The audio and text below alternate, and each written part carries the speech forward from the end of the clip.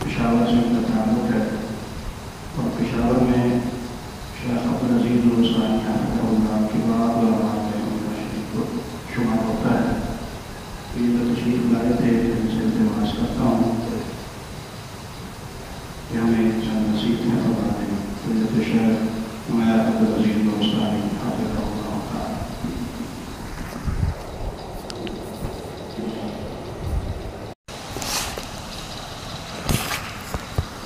إن الحمد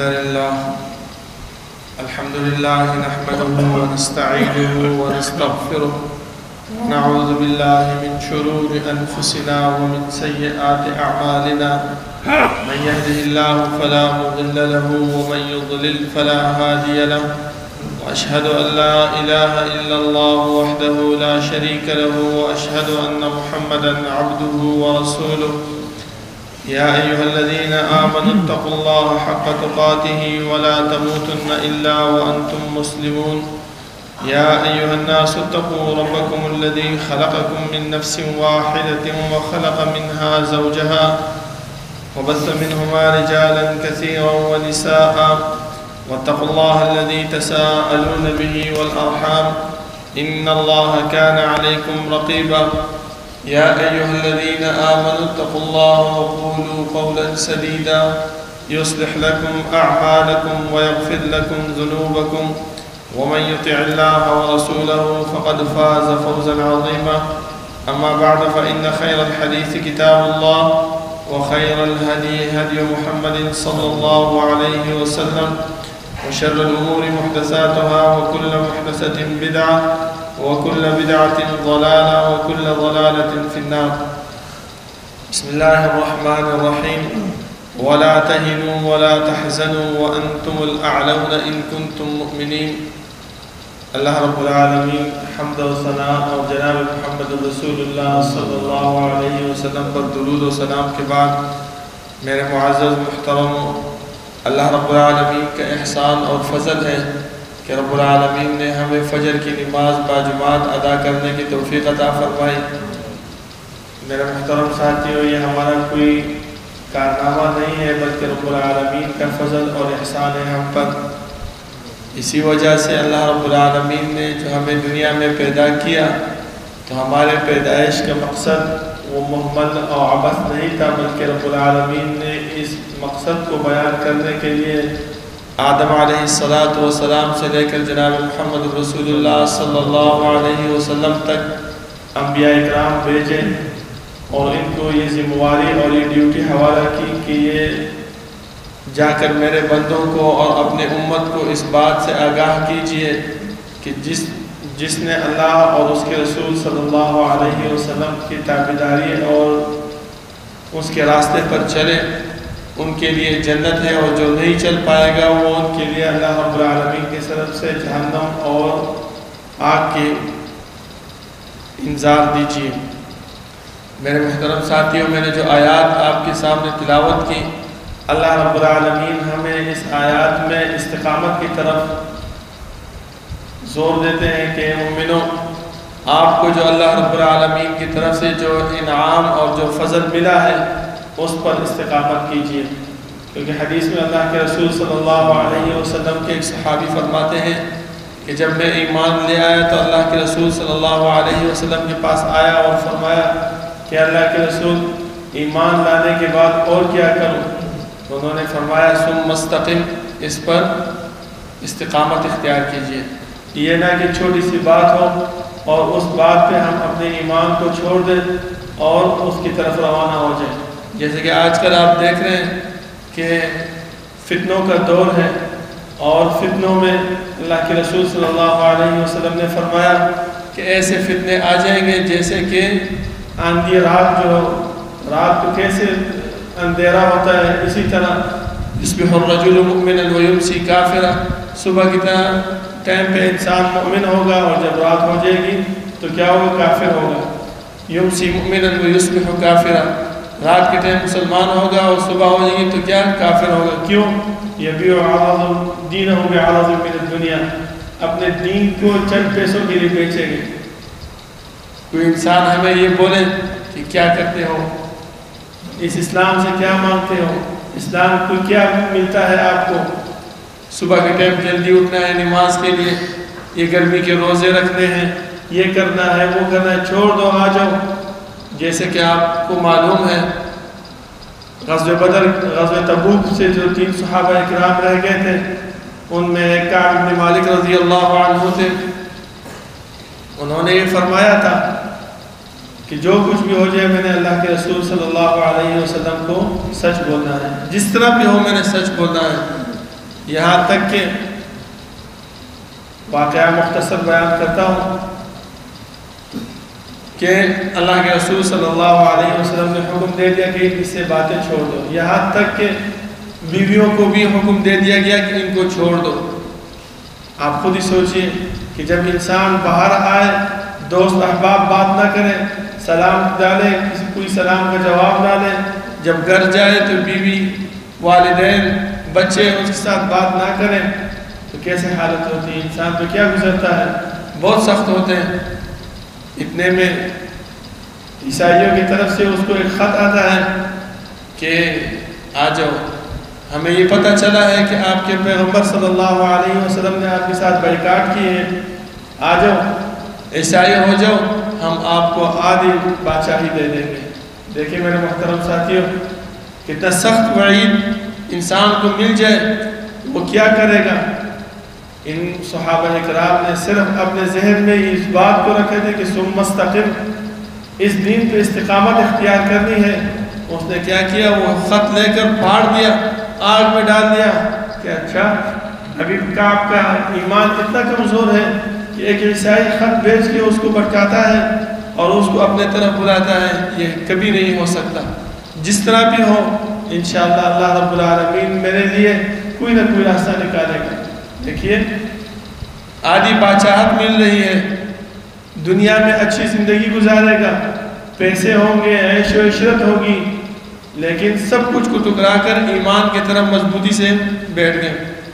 اسی طرح میرے محترم ساتھیوں، ہمارے اسلاف میں سے دیکھیے امام احمد بن حنبل رحمہ اللہ، جب اس کو وقت کے خلیفہ نے جیل میں ڈالا اور اس کو کوڑے لگتے تھے تو ایک آواز دیتے تھے، جب گرس میں آتے تو ایک آواز کرتے تھے، کیا تھا کہ اللہ رب العالمین ابن الہیثم کی مغفرت فرمائے، ابن الہیثم کی مغفرت فرمائے۔ بیٹے نے پوچھا کہ بابا جان یہ کیا ہر وقت یہی لگے رہتے ہو کہ ابن الہیثم کی مغفرت اللہ فرمائے، ابن الہیثم کی مغفرت فرمائے؟ اس نے کہا کہ ابن الہیثم وقت کا چور تھا اور اس کو چوری کی حالت میں بادشاہ نے پکڑا تھا اور جیل میں تھا۔ جب کوڑے لگتے تھے تو ایسے کوڑا ہوتا تھا کہ جب بدن پہ لگتا تھا تو انسان کے 14 طبق روشن ہو جاتے تھے، بدن سے آگ سی اٹھتی تھی اس ایک کوڑے کی وجہ سے۔ کہتے ہیں کہ میں کمزور ہو جاتا تھا، میری وہ جو مضبوطی تھی وہ کمزور ہو جاتی تھی۔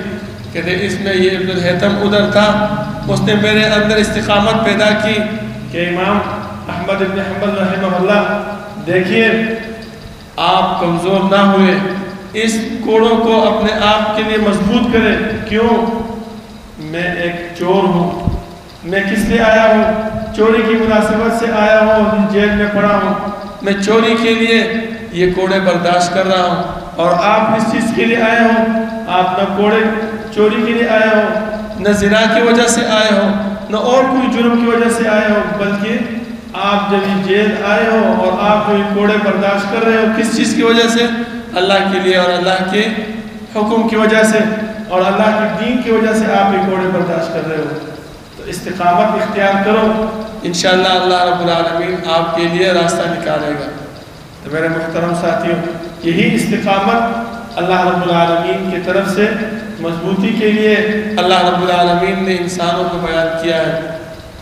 جیسے کہ احد کے میدان میں آپ دیکھ لیجئے، جب اللہ کے رسول صلی اللہ علیہ وسلم نے 50 صحابہ کو اس پہاڑی پر بٹھایا تھا اور یہ فرمایا تھا کہ جو کچھ بھی ہو جائے آپ لوگوں نے یہاں سے اترنا نہیں۔ صحابہ اکرام 40 کے 40 اتر گئے، 10 رہ گئے تھے. خالد بن ولید رضی اللہ عنہ جو اس وقت مسلمان نہیں تھے، جب انہوں نے دیکھا کہ راستہ صفا ہو گیا، اسی پہاڑی کی طرف سے حملہ کر کے اس 10 صحابہ کرام کو شہید کر دیا. تو آپ خود ہی دیکھیے، جب اس طرف بھی مشرکین ہو اور پیچھے سے بھی آ جائے، مسلمان درمیان میں پھنس گئے تھے. تو جب پھنس گئے تھے، شیطان نے آواز لگائی کہ رسول اللہ صلی اللہ علیہ وسلم کو شہید کر دیا گیا. تو مسلمانوں نے کہا جب پیغمبر شہید ہو گیا تو ہمارا کیا کام ہے یہاں، ہم بھی جاتے ہیں. تو اللہ نے یہ آیات نازل کی کہ وَلَا تَهِنُوا وَلَا تَحْزَنُوا وَأَنْتُمُ الْأَعْلَوْنَ إِن كُنتُم مُؤْمِنِينَ. غمجن نہ ہو، کمزوریاں اختیار نہ کرو، اللہ رب العالمین آپ کو سرخرو کرے گا. اسی طرح دیکھیے وہی ناکامی احد کے میدان میں اللہ رب العالمین نے فتح پہ بدل دی. تو اسی طرح میرے محترم ساتھیوں، یہ فتنوں کا دور ہے، فتنے موجود ہیں.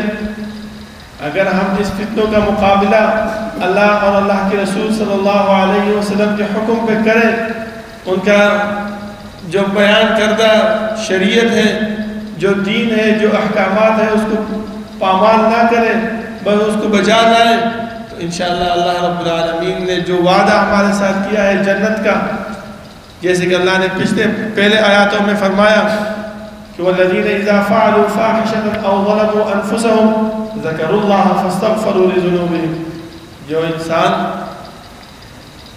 اس دنیا میں اپنے اوپر ظلم کرے، گناہ اس سے ہو جائے، گناہ کے ساتھ ساتھ وہ کیا کرے گا؟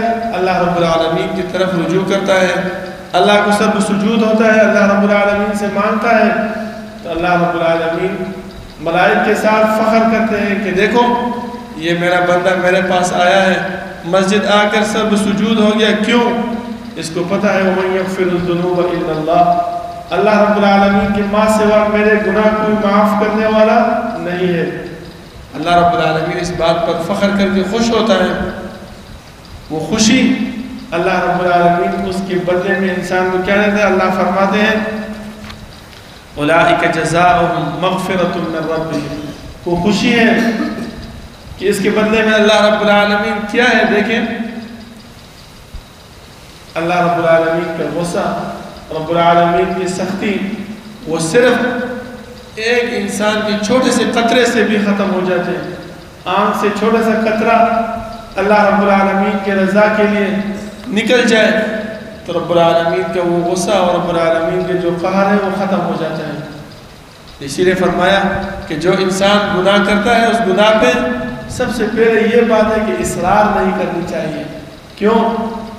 ہم میں سے بعض لوگ یہ ہوتے ہیں نا، جیسے کہ آپ دیکھتے ہیں کہ وڈیر چودھری لوگ، یہ لوگ کیا بولتے ہیں جو گناہ کر رہے ہیں کسی کو مال ہے، کوئی بولتے ہیں کہ کیوں، کیا کرے گا، جائے اپنا کام کرے، جو کر سکتا ہے کر لے. نہیں، اللہ نے فرمایا وَلَمْ يُصِرُّوا عَلَى مَا فَعَلُوا وَهُمْ يَعْلَمُونَ.